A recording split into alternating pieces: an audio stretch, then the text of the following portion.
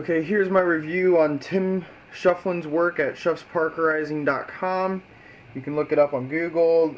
He has some videos on YouTube that I watch of his Mini G, which is a short barrel version of a Garand, if you ever see that.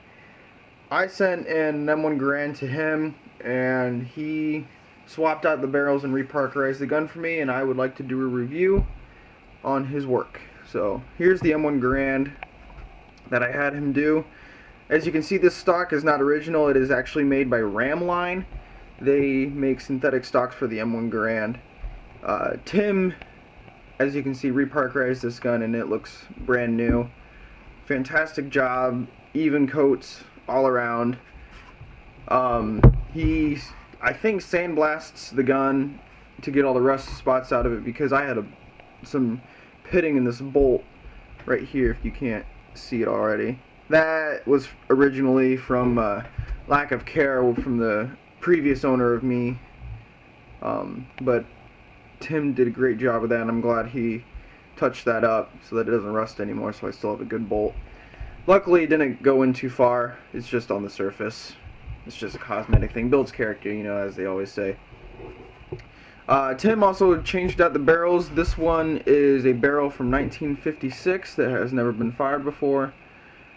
I am excited to shoot this. I haven't shot it yet. I'm planning on shooting it tomorrow with a friend of mine out at our local gun range, and I'll send a video of that.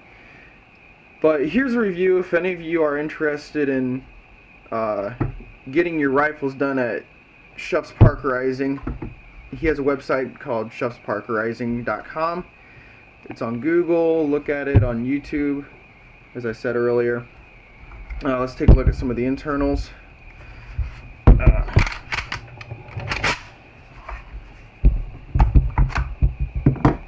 He does every single part, piece by piece.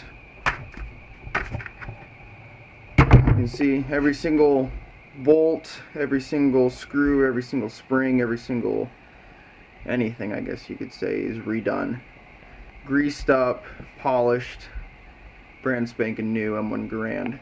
This Garand actually was built in 1942, and when I bought it, the barrel on it was from 1945, and the barrel was actually shot out. So my thinking is it went through World War II and then got refurbished and went straight to Korea, and then it was sold as surplus when they switched over to the M14, and then that's how I got a hold of this, and now it's on its third restoration, which I hope is the best restoration out of the three.